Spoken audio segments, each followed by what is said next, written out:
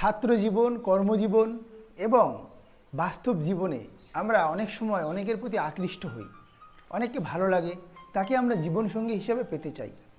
কিন্তু সমস্যাটা হচ্ছে যে আমি যাকে ভালোবাসি বা আমি যাকে পছন্দ করছি সেই মানুষটিও কি আমাকে পছন্দ করে?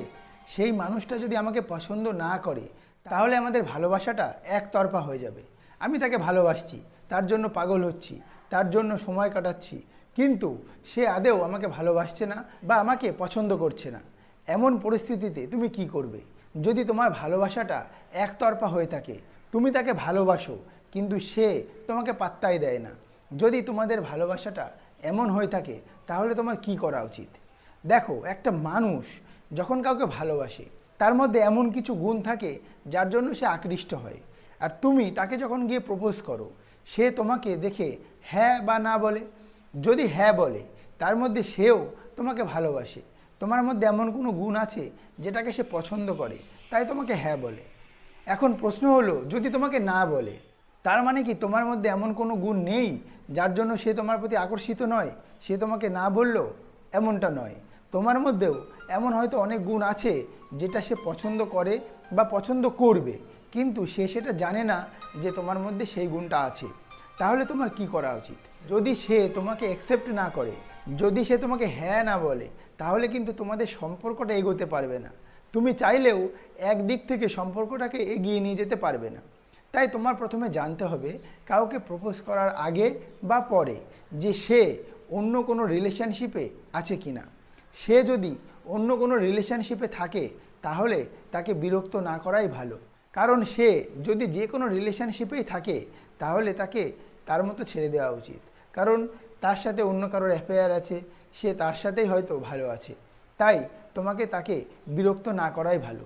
কিন্তু যদি এমন হয় সে কারোর সাথে রিলেশনশিপে নেই, তুমি তাকে প্রপোজ করলে, তাকে তুমি তোমার লাইফ পার্টনার হিসেবে বা তোমার গার্লফ্রেন্ড হিসেবে পেতে চাইলে, তাহলে কি করবে?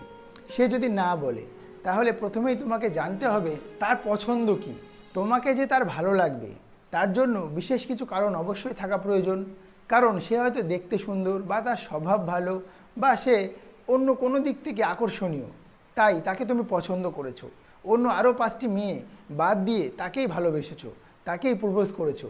তার মধ্যে এমন কিছু গুণ অবশ্যই আছে যেটা তোমার দৃষ্টি আকর্ষণ করেছে, তোমার মনকে আকর্ষিত করেছে।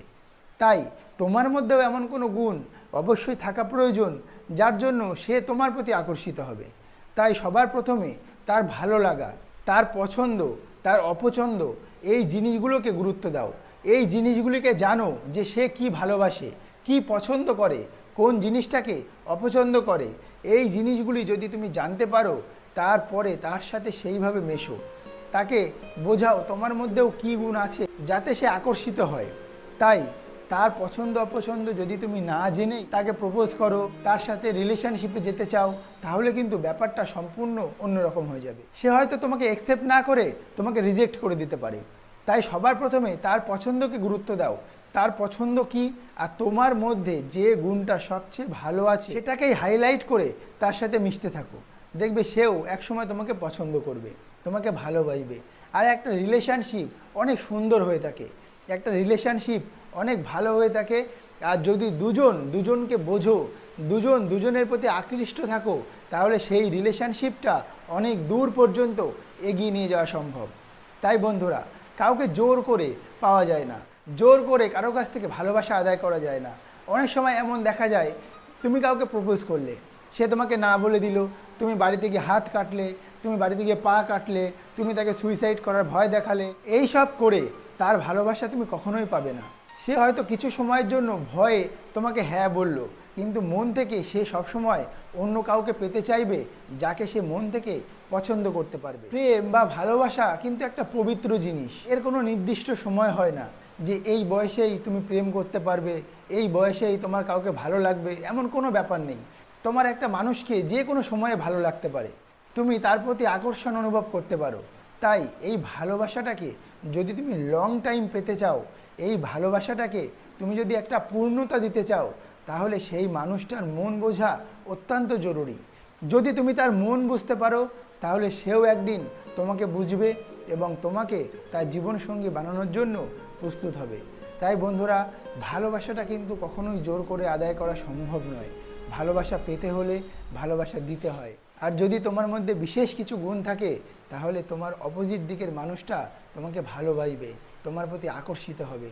তাই বন্ধুরা, নিজে সবসময় সৎ পথে থাকো, নিজে সবসময় ভালোভাবে চলো, দেখবে তোমার পার্টনার সবসময় তোমার প্রতি খুশি থাকবে, তোমার প্রতি আকৃষ্ট থাকবে, আর সে কখনোই তোমাকে ছেড়ে অন্য কোথাও যেতে পারবে না। তো বন্ধুরা, আজকের ভিডিওতে এই পর্যন্তই। দেখা হচ্ছে পরবর্তী কোনো ভিডিওতে। যদি আমাদের ভিডিওটা ভালো লাগে তাহলে আমাদের ভিডিওটাকে লাইক করো, আর আমাদের চ্যানেলটাকে সাবস্ক্রাইব করে আমাদের পাশে দেখো। তোমাদের জন্য আরও সুন্দর ভিডিও নিয়ে আসবো, যাতে তোমাদের জীবন হয়ে ওঠে আরও সহজ, যাতে তোমাদের জীবনের সমস্যাগুলিকে খুব সহজেই সমাধান করা যায়। তো বন্ধুরা, দেখা হচ্ছে পরবর্তী ভিডিওতে। ততক্ষণ পর্যন্ত ভালো থেকো, সুস্থ থেকো।